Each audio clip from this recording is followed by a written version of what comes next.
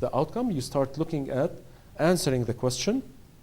Subgroup analyses is where I do not do the analysis on everybody, I do the analysis on subgroups. So I want to do the analysis among, let's say, males alone and females alone, or young patients and old patients. So this is a second stage set of analysis. The tables are very important for you to look at, and you should be able to understand what the results are from the tables. In this case, we have the odds ratios and 95% confidence intervals. And these are two main things that I will talk about during the course. And as we said, table 1 basically is the baseline characteristics. And here is the main results of the paper. In other words, the hematocrit levels in 3 different groups and the different baseline characteristics. And finally, the discussion and the comments. The comment, usually the discussion, is where the authors discuss and talk about what they did and what they found, or what was bad about the study, what was good about the study, and so on and so forth.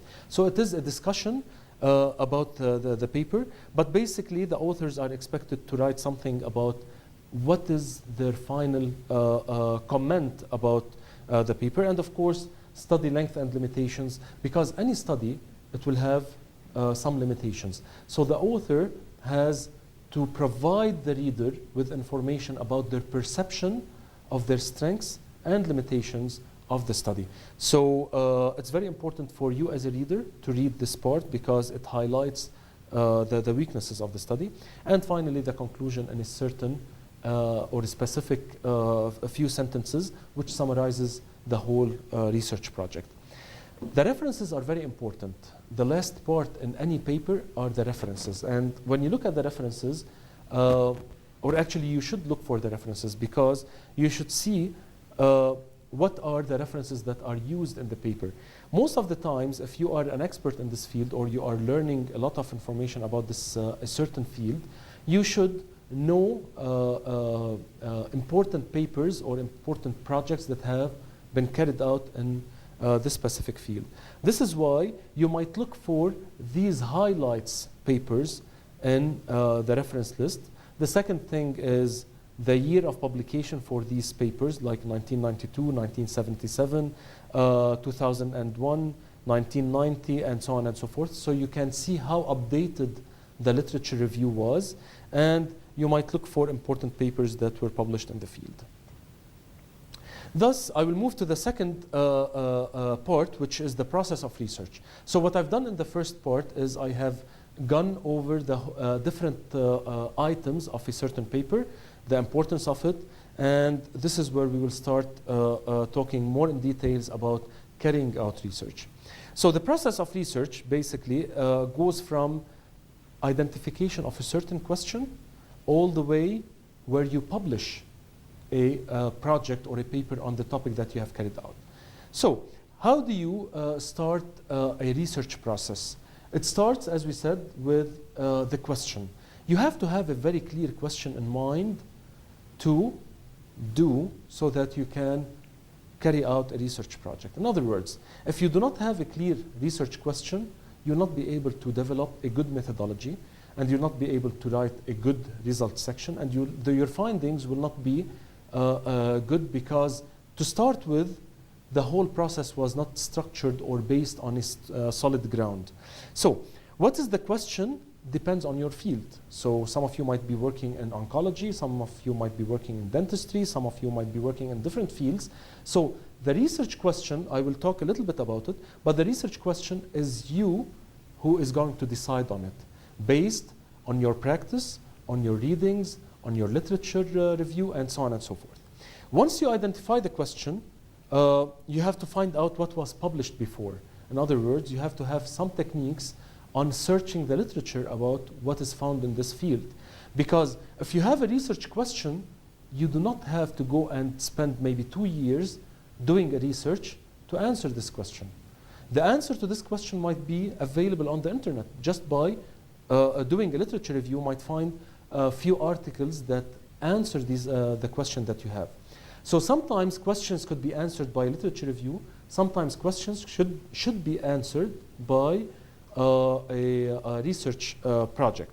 So this is why it's very important for you to look into the literature and see what is known and what's available and what has been done in this field before you decide to go and do it yourself. Assume that you have developed a research question, you looked into the literature, and you found a gap, as we have talked about the gap. So you found a gap in the literature and you decided that the best way to answer it is by doing a research project. And you might decide that in our community, we really need a study that addresses this topic because we do not have this information out there. So what you do is you have to start working on the methodology. In other words, you have to decide what is the study design that you want to do. For example, are you going to do a clinical trial, or a cohort, or a case control, or a cross-section, a survey, and so on and so forth.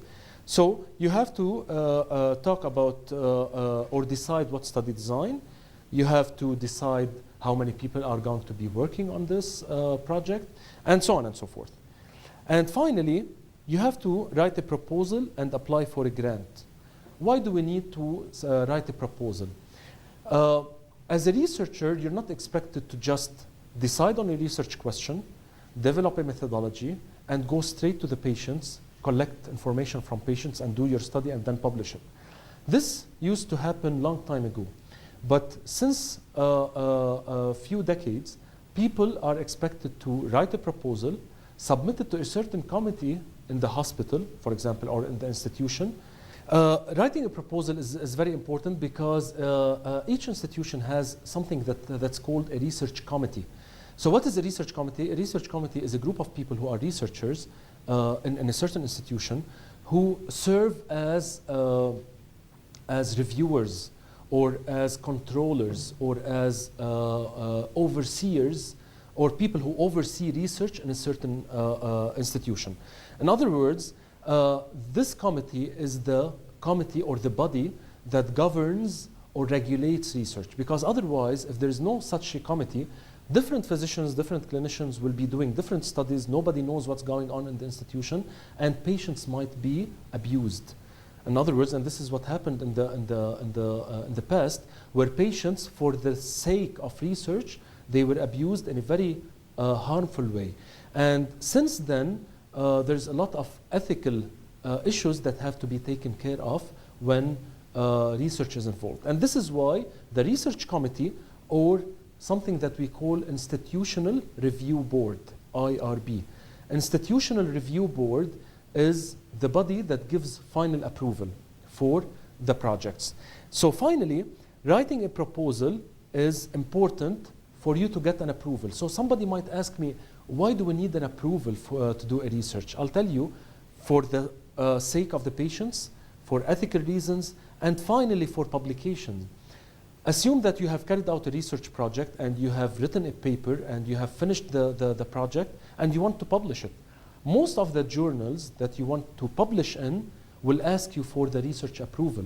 They will not accept publication of your work unless you provide evidence that you have received prior, not after you finish the project. Before you started the project, you should have received the ethical approval.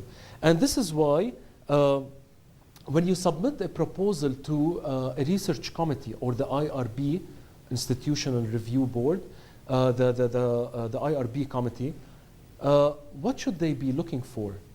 In other words, you cannot tell them that I want to do a study about this area or about this field, the effect of this drug on mortality, for example.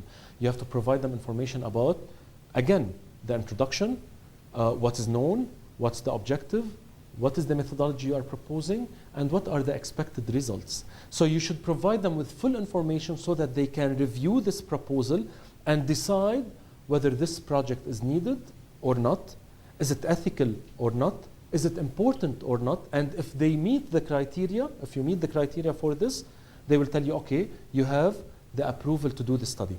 Now, sometimes you might apply for grant. What does it mean? It means that each institution has a certain budget for research. So you might tell the committee that to do the study, I need a certain amount of money.